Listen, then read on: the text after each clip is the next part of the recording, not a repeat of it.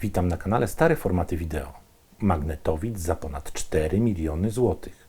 Jaki to mógł być magnetowid? Z jakimi funkcjami? Jakiego producenta? Czy miał rozbudowany panel przedni? Czy miał funkcje montażowe?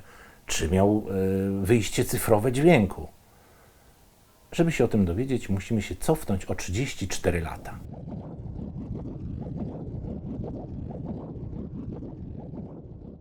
Jest rok 1991. Do mieszkania wchodzi mój tata z wielkim pudłem z napisem TV Sanyo. W środku telewizor kolorowy z pilotem, ale było też drugie pudło, trochę mniejsze, w którym był magnetowid. Taki jak ten Sanyo model 7100. Monofoniczny, dwugłowicowy.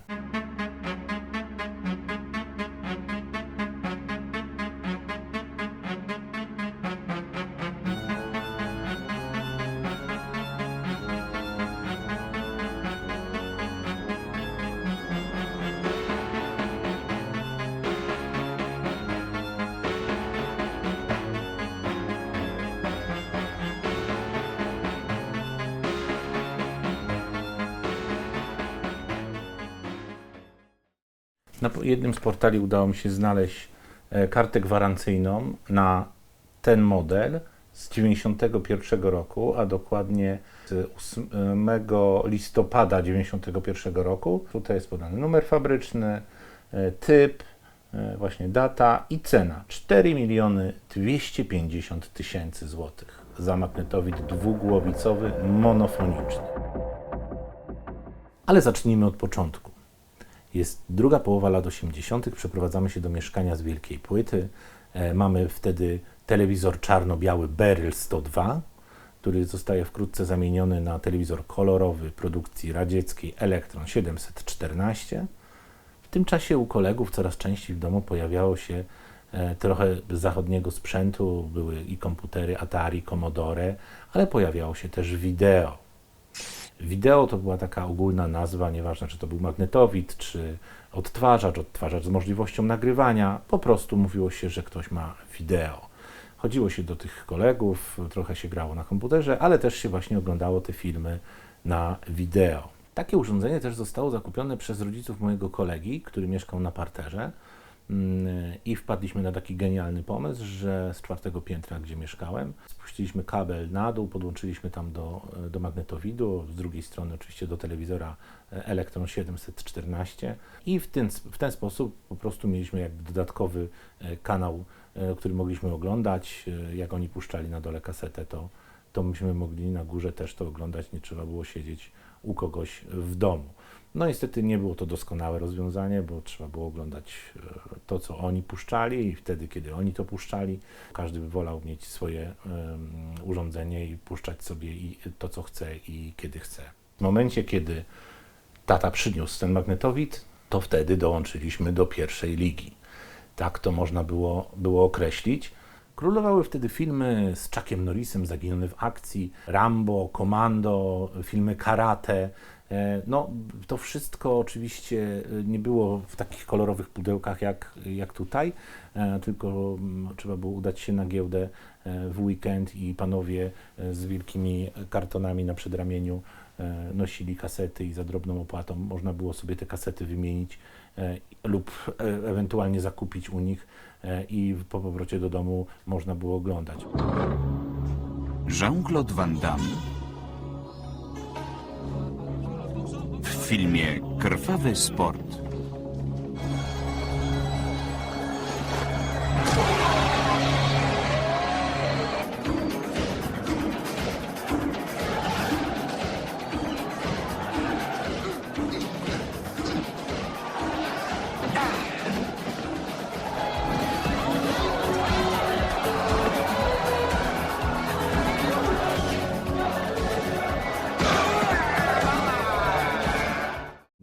Wiedzieliśmy za bardzo, co chcemy obejrzeć, więc były takie przypisy jak komedia, sens albo karate właśnie i po tym się wybierało filmy, ewentualnie polecał to pan, który na tej giełdzie tymi kasetami obracał. Nie było czegoś takiego jak piractwo wtedy, bo piractwo w Polsce zostało usankcjonowane dopiero od 1993 roku. Po prostu nie były to oryginalne filmy i nikomu za to nic nie groziło i tak to wyglądało również z programami komputerowymi. Wraz z kolegą mieliśmy taki film ulubiony, był to film Prawo jazdy z Corey Haimem. Myśmy wtedy nie mieli jeszcze prawa jazdy, ja dopiero uczęszczałem na kurs, więc bardzo, że tak powiem, pragnęliśmy mieć wolność i swobodę, a właśnie w ten film opowiada o tym, jak koleś zdaje na prawo jazdy, no z różnymi perypetiami, bo to jest komedia. Ten film oglądaliśmy tyle razy, że doprowadziliśmy do całkowitego zniszczenia kasety przez intensywne użytkowanie. Wróćmy do 1991 roku. To był rok przemian. Rozpadł się Związek Radziecki. W Polsce został wysłany pierwszy e-mail. Pod koniec roku Polska została podłączona do globalnej sieci internetu. Zakończono też produkcję Wartburga. Magnetowid. Magnetowid jest dwugłowicowy, monofoniczny, nie ma żadnych funkcji montażowych. Na panelu przednim też nie za bardzo jest co pokazać. Podstawowe guziki play, stop, przewijanie, rec, pauza. Guziki do ustawiania programów telewizyjnych, jeśli chodzi o tuner w magnetowidzie. Przyciski do regulowania trackingu, poprawiania ostrości. Czasem po prostu lepiej było nawet coś rozmydlić, żeby ten obraz był bardziej przyjazny dla oka, bo te kopie były bardzo wątpliwej jakości niejednokrotnie. Panel tylni. Panel tylni jest dość skromny. Jest jedno wyjście wideo, jedno wyjście audio i podobnie jest z wejściem. Wyjścia antenowe, możliwość podania sygnału testowego, ustawienia ewentualnie kanału, jeśli chodzi o wyjście antenowe. Jest też pokrętło do ustawiania taśmy w pionie. Gdy obraz jest przesunięty, można to skorygować. Magnetowid waży około 6 kg. Jest wykonany, jak wszystkie urządzenia w tamtym okresie, bardzo tak solidnie. Z funkcji, które tutaj są w tym magnetowidzie, to na przykład to, że po włożeniu kasety automatycznie się włącza. Po skończeniu odtwarzania, jeśli kaseta dojdzie do końca, magnetowid zaczyna ją cofać, po czym wysuwa ją z kieszeni. W instrukcji gdzieś znalazłem, że można też go zaprogramować, jeśli chodzi o nagrywanie, do 6 lat. No, obecnie jest to kompletnie bezużyteczna funkcja, ale wtedy naprawdę mogłoby się komuś przydać, żeby sobie, nie wiem, nagrywał codzienny program informacyjny czy jakiś rozrywkowy. Oczywiście, jak macie jakieś inne informacje dotyczące tego magnetowidu, bardzo proszę o wpisanie ich w komentarzu. Arnold Schwarzenegger w filmie Predator. Robi się ciekawie.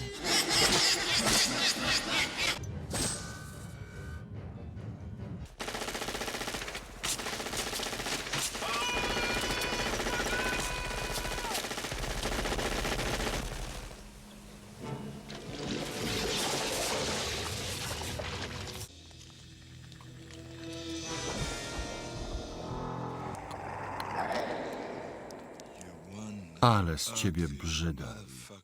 Z ciekawych rzeczy to nie ma nic w tym magnetowidzie, poza tym, że był to mój pierwszy magnetowid i jest ogromny sentyment i dlatego postanowiłem go znaleźć. Ale wróćmy do 2025 roku. Pod koniec lutego udało się znaleźć na jednym z portali aukcyjnych właśnie ten egzemplarz. Sprzedawca to fajnie wszystko opisał, że naprawiany był zasilacz, właśnie były wymieniane kondensatory, plus wymiana pasków. Wygląda na to, że jeszcze coś tam dodatkowo przesmarował, także wyglądało to bardzo obiecująco. Cena była też chyba przyzwoita, bo 130 zł. Postanowiłem zakupić ten magnetowid i chyba jest to dobry zakup. Do tego jest oczywiście pilot. Pilot jest w całkiem dobrym stanie tutaj. Na takie lata to naprawdę jest rewelacja. Tutaj obudowa na górze oczywiście ma jakieś ślady użytkowania porysowane, ale nie ma to większego wpływu na działanie samego magnetowidu.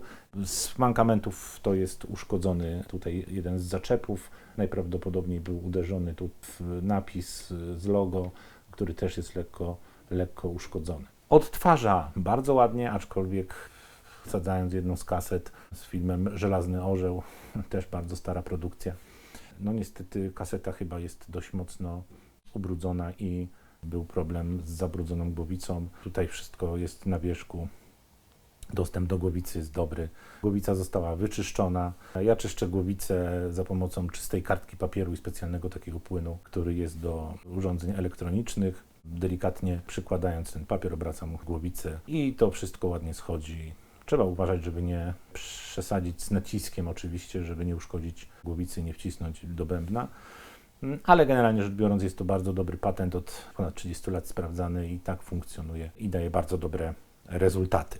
Ten magnetowid ma końcówkę EE. No, wnioskuję, że to chodziło o Europę Wschodnią, bo jest też magnetowid 7100 z przypisem G, no i na nim już jest napisane, że jest wyprodukowany w zachodnich Niemczech, tu jest, że jest wyprodukowany w Japonii. Różnica między nimi jest taka, że wyświetlacz tu jest taki bursztynowy, a tam jest niebieski. Na jakimś filmie też widziałem, że model 7100 EE miał niebieski wyświetlacz.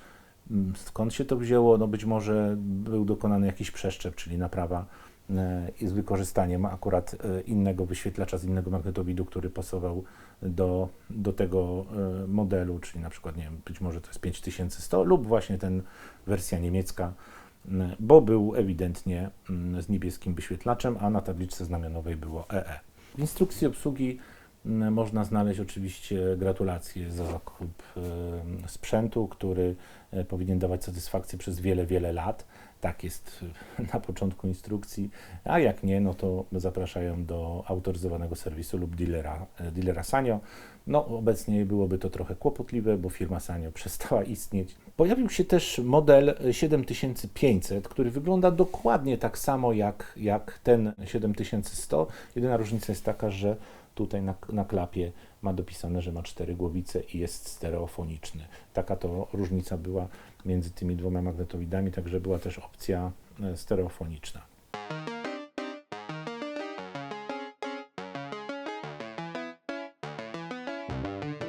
Jeśli macie ochotę podzielić się swoimi wspomnieniami, jak wyglądał Wasz pierwszy magnetowid, to bardzo proszę o wpisanie tego w komentarzu. Jedną fajną rzeczą, która jest w tym magnetowidzie, poza tym, że jest to mój pierwszy magnetowid, jeśli chodzi o ten egzemplarz i z tego, co pamiętam z młodości, to jest bardzo ładny obraz. I tak jak sobie tutaj puszczam film i oglądam, no to wygląda to bardzo zacnie. Bardzo dobrze wyglądało to na bardzo dużym telewizorze, gdzie były puszczane kasety takie rodzinne i właśnie tata mógł sobie tutaj pooglądać. No łezka mu się wokół zakręciła, niekoniecznie z magnetowidu oczywiście, tylko z tego, co oglądał. Mamę też to zainteresowało, więc miło spędzaliśmy czas oglądając i wspominając stare, dobre czasy. Jak wybierka była, to pooglądałem. Bruno! Łezka wokół by się na pewno zakręciła. No, Krzysiek będzie... A tata jaki młody. Zachęcam do subskrypcji kanału, żeby nie przegapić dzwoneczek i łapka w górę. Widzimy się w następnym filmie.